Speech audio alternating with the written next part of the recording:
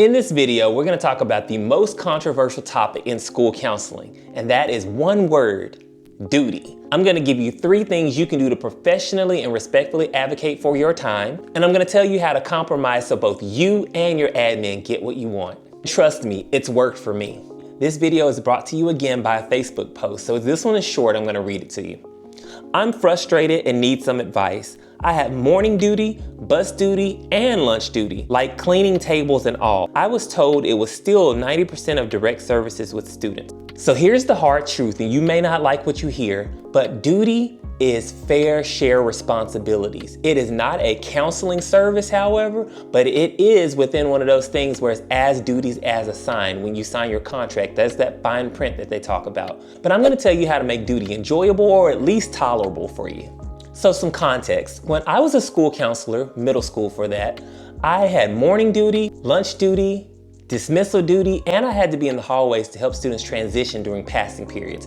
That is a lot of duty spots, and I get it. And sometimes it's frustrating thinking about all that time that you're focused on duty, but let me tell you how I made it work for me. I'm gonna break down each one of those and give you some tips and strategies to make it enjoyable, at least, for you and your kiddos. For arrival duty, our doors opened up at 8:20. Students could go get breakfast in the cafeteria, or they would come directly to a holding area designated by their grade level. So for my grade level, we were in the gym. So the students would come in the gym and they would sit down and they would just be able to talk with their friends for about maybe 20 minutes before we released them all to go to first period. I enjoyed a morning arrival because I would walk around and talk with my students. I would joke with them. I would ask them little silly questions here and there. And if you want some examples of some of the questions I asked, then look in the description below and you can get a copy of some of the questions that I had for free. This was an opportunity to just kind of make the morning light and enjoyable for our kiddos and set the tone for the day. So they saw my smiling face, we laughed, we joked, I was able to just connect with them in a very non-formal way, but that is a counseling service. Making connections and building relationships with students. It may not be a counseling thing to where you're actually providing one-on-one individual support, no, but you are making connections with students and you're making yourself visible so that they feel connected to you. When they do have an issue, they feel comfortable coming to you. Now let's move on to passing periods. Our students transitioned to their classes when the bell rang, and the expectation for counselors was to be in the hallways and help students transition and go to their classes and make sure they're on time. It wasn't something to where we had to be in the hallways every single bell passing period. Our students had 7 classes, so that's 7 bells throughout the day. It wasn't that I had to just stop and be available all those times. Our principal just wanted to make sure that we were available as much as we could. This is one of my favorites too, because I got fist bumps, I got random hugs in days when I really needed those hugs, and I was able to go walk down the hall and check in on teachers and see if they needed anything. So I was also building relationships with staff at that point. Now let's talk about the dreaded lunch duty. Most people hate lunch duty, and I absolutely loved it. So I had 420 students, and the way that I made lunch duty work for me is that this was an opportunity where I did things that most counselors probably wouldn't do. In this Facebook post, the original poster talked about having to clean up tables. I didn't mind doing that because I really valued and loved my custodial crew and maintenance crew. They worked really hard to clean those cafeteria tables and sanitize them and make sure they were ready for the other students coming in for other lunches. And I wanted to be there to help and take as much weight off them as I could. There were times when I would pick up trash off the floor, I would wipe tables for them, or sweep up trash when students made a big mess. I didn't mind doing those things. Another thing that I did while I was in the cafeterias, of course I'm building relationships with my students, talking to them, but I didn't mind actually pushing the trash can down the aisles and helping them throw away trash so that they could stay in their seats and maintain a sense of order and reduce chaos. My students loved seeing my face, and it got to the point where there were times when students who were still hungry and they would say, "Hey, Mr. Burnett, can you see if somebody doesn't want their food and bring it to me?" And they relied on me. There were times where I would go collect lunches from students who didn't eat it, and I would give it to other students, and I knew exactly who wanted more lunch. It was a routine, and they expected it from me. So again, you are doing something in that time period. If you do something similar to me, I'm not saying you have to do exactly that. If you do these things, your students are gonna love you even more. Another reason why I loved lunch duty is that I was able to see students in their natural environment when they're not in classes. I could tell when students were in good moods or bad moods.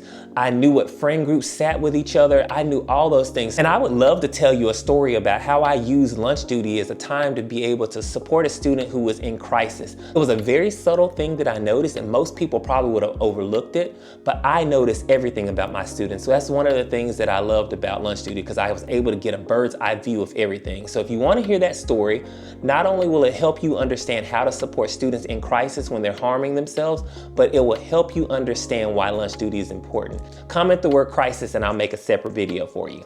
Now quickly, I'm going to talk about dismissal duty. It was my absolute least favorite one of the duties because it's the end of the day and most times I was tired, frustrated, or ready to go home. For the most part, it wasn't that bad. The students gathered in the gym when they were bus riders, and I was just kind of there to be a supervised person. So they didn't act up. They were allowed to use their phones the only time throughout the day during that time, and so they were pretty quiet when they were ready to go home.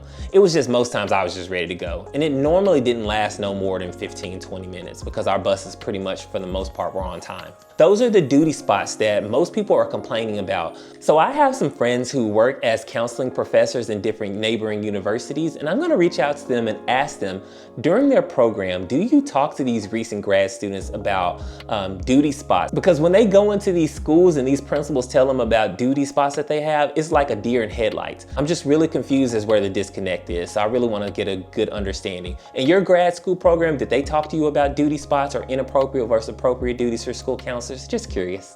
So now let's move on to the part of the video where I talk to you about advocating for yourself. Now, most people are gonna pull up ASCA's inappropriate versus appropriate duty spots. This is a one-page document that kind of goes over the things that counselors should be doing and should not be doing. And that's a whole nother controversial video in and of itself. And most times new school counselors or even seasoned veteran counselors will pull out that document, print it, and then we'll go to their admin and say, this is what ASCA says that I'm not supposed to be doing and I'm not gonna do it. That is not the right way to advocate for yourself. It's only gonna cause a big headache for you, cause you to be frustrated, stressed, and make some kind of rift between you and your admin team. So let me tell you other appropriate ways to handle this concern. Because sadly, most admin, no, let me not say most, there's some admin, whether new or veteran, who don't know what a school counselor is supposed to do, let alone know what ASCA is. So you can't really expect them to know what the ASCA model is and what a school counselor is supposed to be responsible for.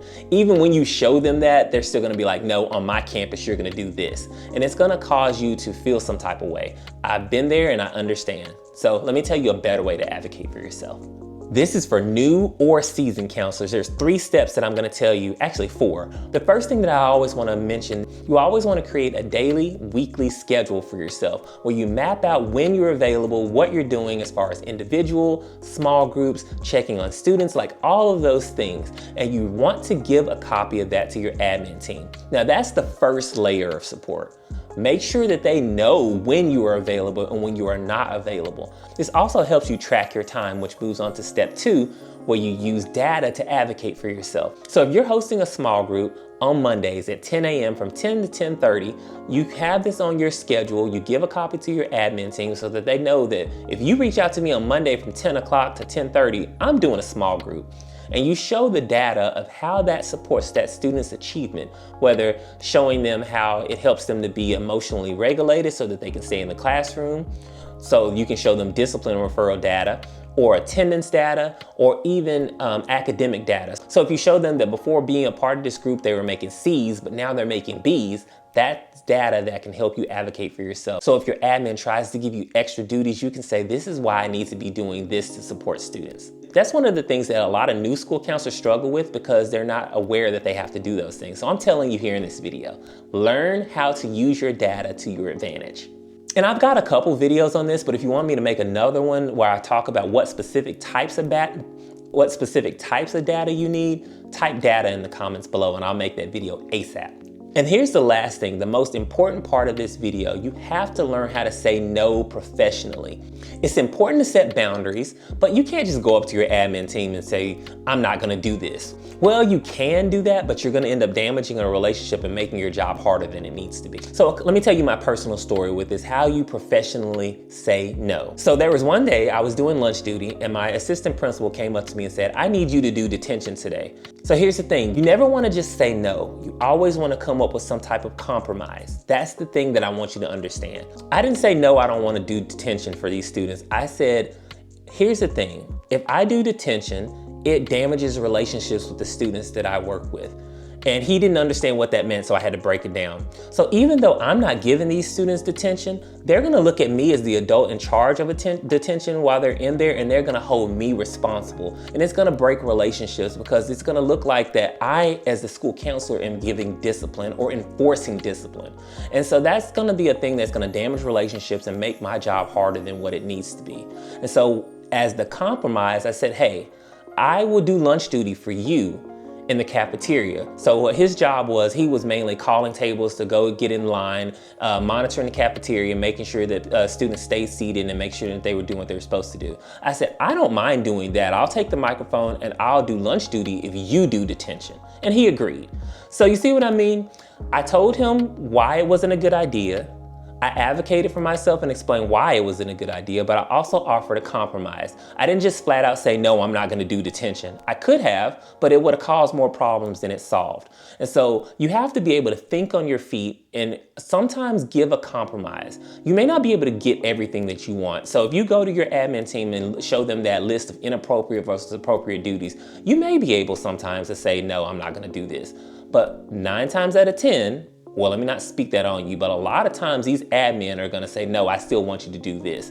You don't wanna cause unnecessary conflict or drama between you and your admin. You wanna do the best that you can do to manage your sanity on your job and maintain a positive working relationship with your admin team. Comment below. I would love to hear, what was your favorite tip from this video? I hope that you got value from this video, and if you did, you can show my channel some support easily by liking this video. And in the meantime, please check out this video on the screen where I talk about what does a school counselor actually do. This is a great video for new school counselors because it helps you understand the scope of work that you're going to be getting into. You're going to learn counseling skills and theories in grad school, but when you get into an actual school building and realize how different it is, sometimes it's jarring how different it is. And so I don't want you to walk in there and be set up for failure or be discouraged. So if you watch this video, you can understand what it's like being a school counselor.